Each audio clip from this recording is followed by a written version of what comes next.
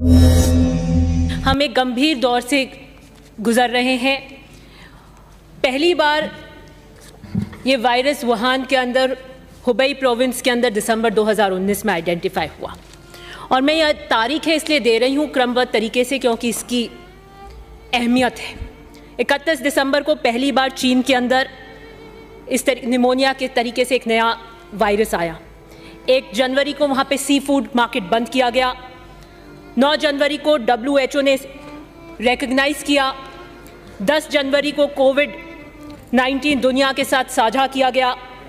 11 जनवरी को पहली मौत हुई और 13 जनवरी के बाद में दूसरे देशों, भारत में, ईरान में ये फैलने लग गया।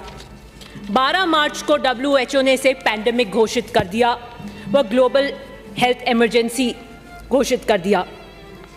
फ्लैटनिंग कर्व की इम्पोर्टेंस को WHO ने दर्शाया, जिसको सेंटर फॉलो नहीं कर पाई, जिसका औचित्य था कि कर्व को स्लैगर करने से, नए केसेस लॉन्ग पीरियड तक करने से लोगों को बेहतर केयर एक्सेस हो पाएगी। 12 फरवरी को ही राहुल गांधी जी ने अपने ट्वीट में सरकार को चेताया और कहा कि आप इस वायरस की भयावह जो आने वाला है, जिससे आर्थिक स्थिति और जानमाल का जो भयानक खतरा आने वाला है, उसे सचेत कराया ताकि सरकार इसका नियंत्रण प्रबंधन कर सके। लेकिन 12 फरवरी को सरकार ने उन पर ध्यान नहीं दिया। लेकिन फरवरी में दिल्ली दहर रही थी, सुलग रही थी।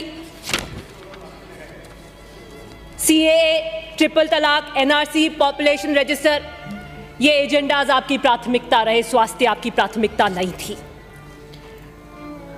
देश के साथ क्या आपको दूरदर्शिता की सोच रखनी थी, उसकी प्लानिंग आप नहीं कर रहे थे। होम मिनिस्टर की पुलिस विफल रही दिल्ली को सुलगने से रोकने से। और एक विशेष सेइंग है रोम के बारे में, emperor Nero was fiddling while Rome was burning. उसके बाद में आप लॉकडाउन घोषित करते हैं और 24 मार्च को 4 घंटे के नोटिस के ऊपर बिना किसी प्लानिंग के आप लॉकडाउन घोषित करते हैं। मैं इन तारीखों को इसलिए कह रही थी क्योंकि this lockdown was purposely delayed. पूरे देश के स्वास्थ्य और जनमानस को ताक पे रख दिया अपने पॉलिटिकल मोटिव्स को हासिल करने के लिए। आप मध्य प्रदेश की सरकार को टॉपल करने के लिए इस लॉकडाउन को स्थगित कर रहे थे। 23 मार्च को 9 बजे शिवराज सिंह जी चौहान मुख्यमंत्री की शपथ लेते हैं और 24 मार्च को देश में नेशनल लॉकडाउन लगता है। अभी बहुत सारी तोहमतें पहले लगा रहे थे कि सरकार होटल में थी, कोरोना का आप ध्यान नहीं देते, कोरोना का आप प्रबंधन नहीं करते, सरकार संवेदनशील नहीं है। 8 मार्च को जब 3 चार्टर प्लेन, 6 मंत्री और 9 MLA को बेंगलोर के होटल में रहती है, तब आपको कोविड की चिंता नहीं हुई। 10 मार्च को रेजिग्नेशन एक्सेप्ट हो जाते हैं और जब ये सब कुछ हो जाता है तब आप लॉकडाउन की व्यवस्था करते हैं मात्र 4 घंटे में। आप सोचते नहीं, आप प्लानिंग नहीं करते। तालियां बजवाई आपने, थालियां पिटवाई, मोमबत्तियां जलाई, लेकिन वो जो मजदूर रोडों पर आ गए उनके चूल्हे कैसे जले इसका आपने नहीं सोचा। और सबसे पहली मौत भी कर्नाटका में हुई कोविड से। बिना तैयारी के जल्दबाजी में सब्जियां खेतों में सड़ी, मंडियों में सड़ी, ग्राहकों तक नहीं पहुंच पाई, किसानों को कीमत नहीं मिली, उपभोक्ता को सब्जी नहीं मिली, एसेंशियल कमोडिटीज की आवक घटी, 60% सड़क पर थी ट्रक्स, 1 करोड़ दुकानें बंद हो गई, ट्रांसपोर्ट कीमतें 4 गुना बढ़ गई, राज्यों और राज्यों के बीच की सप्लाई चेन चरमरा गई। नतीजन जमाखोरी और काले बाजारी और इन्फ्लेशन पूरे हिंदुस्तान के अंदर बढ़ गया। ये आपने किया, ये प्रबंधन था आपका।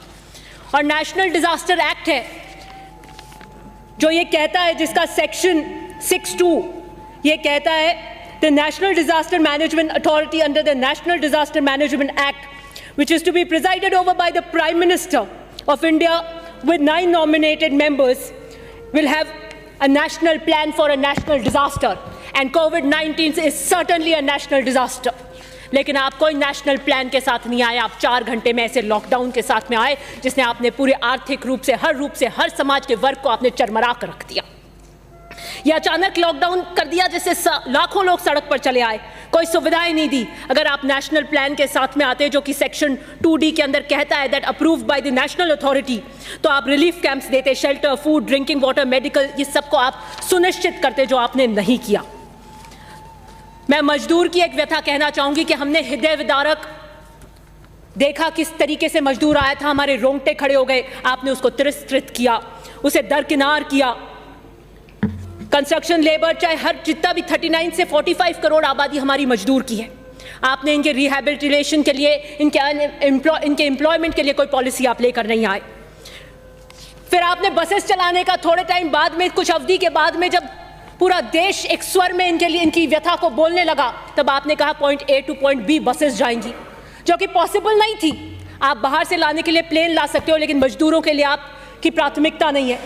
फिर आप ट्रेन लाने की बात करी आपने, और उसके फेयर भी आपने नहीं दिए। कांग्रेस प्रेसिडेंट ने उसी वक्त तुरंत PCC चीफ्स को लेटर लिखा कि सारा फेयर कांग्रेस वहन करेगी। तब आपके स्पोक्स पर्सन ने कहा कि आप झूठ और राजनीति कर रहे हैं, 85% हम दे रहे हैं और 15% दे रहे हैं, उसके लिए कोई सर्कुलर नहीं था, लेकिन आप अपना झूठ बोलते रहे। आपने मजदूर के लिए कोई फाइनेंशियल स्टिमुलस नहीं दिया, बस PM ने आखिर में जाके माफ़ी मांग ली कि मुझे माफ़ कर दो। तबाह करके आपका माफ़ी मांगने का ये अंदाज भी गजब है। मैं मजदूर की एक ये व्यथा पढ़ना चाहूँगी। जा रहे हैं हम, जैसे आए थे वैसे ही जा रहे हैं। 2-4 पोटलियां साथ थी तब भी, आज भी, और ये देह, लेकिन आत्मा पर खरोचे अब इतनी बढ़ गई हैं, कौन देखता है, कौन रोकता? तो शायद रुक भी जाते, कोई दिखलाता आंख में पानी, इतना कहता कि ये शहर तुम्हारा भी है। उन्होंने भी नहीं देखा पलटकर, जिनकी घर की दीवारें हमने चमकाई। उन्होंने भी कुछ नहीं किया, कहा जिनकी 1300 डिग्री पर कांच पिघलाकर चूड़ियां बनाई। इन सब प्लास हथौड़े के पीछे एक हाथ है, यह हाथ कोई नहीं देखता। ये वो हाथ जिसे दूसरे हाथ की ऊष्मा चाहिए, वो उस ऊष्मा की बात कर रहा है, उस सोशल सिक्योरिटी नेट की बात कर रहा है जिसको गवर्नमेंट ऑफ इंडिया को देना चाहिए था। इसे सिक्योर करने में आप विफल रहे, ये आपकी चीज़ है। अभी आप कह रहे थे कि आप हमारी सराहना क्यों नहीं करते। मैं किसान वर्ग से आती हूँ और किसान की बात करूँगी। रबी की कीमतों के अंदर 50,000 करोड़ से ज़्यादा अधिक नुकसान हुआ। आपने एक पैसा किसान को नहीं दिया। प्रोक्योरमेंट बढ़ाने की ज़रूरत थी, गेहूं, सरसों, चने की, आप नहीं बढ़ा पाए। लोन अदायगी को आपको डिले करना चाहिए था 6 मंथ, आपने नहीं किया। क्रेडिट सीट्स आपको देने चाहिए थे, आपने नहीं किया। You should have purchase every ounce of food grain at MSP, आपने नहीं किया। आपको GST हटा देनी चाहिए थी फर्टिलाइजर, पेस्टिसाइड्स और एग्रीकल्चर इक्विपमेंट में, आपने नहीं किया। आपको कम से कम 10,000 रुपए ट्रांसफर करने चाहिए थे 8.22 करोड़ PM किसान योजना अकाउंट्स के अंदर, उनको पैसा देकर आर्थिक सिक्योरिटी देनी चाहिए थी, जो आपने नहीं करी। इससे कहीं पहले आपने फसल बीमा योजना, मौसम आधारित बीमा योजना में केंद्र वाली प्रीमियम राशि को 100% कट कर दिया और आप किसान के घड़ियाली आंसू बहाते हैं। एग्रीकल्चर सबसे बड़ी इकोनॉमिक एक्टिविटी का हिस्सा है। फिर बात करिए रिटेल सेक्टर, जो 35.41% इकोनॉमिक एक्टिविटीज का हिस्सा है, 20% एम्प्लॉयमेंट जनरेट करता है, उसे भी इन्होंने कुछ नहीं दिया। छोटी दुकानें बंद हो गई, सप्लाई चेन्स टूट गई, बट इन्होंने कुछ नहीं किया। एक विकट इकोनॉमिक इमरजेंसी की सिचुएशन में, क्राइसिस में लाकर हमारे देश को इन्होंने खड़ा कर दिया, और ये कहते हैं कि आप हमारी सराहना क्यों नहीं करते। बिल्कुल, अनएम्प्लॉयमेंट 27 ईयर्स में सबसे ज्यादा पहले ही था, और कोरोना के कारण और ज्यादा हो गया, लेकिन आप कोई एम्प्लॉयमेंट के लिए रिहैबिलिटेशन पॉलिसी नहीं लेके आए। डिमांड क्रिएट करेंगे तो सप्लाई क्रिएट होगी, डिमांड बंद है इसलिए सप्लाई बंद है। डिमांड क्रिएट करने के लिए पैसा फ्लो करने की जरूरत है इकोनॉमी के अंदर, जो आपने नहीं किया। You didn't do.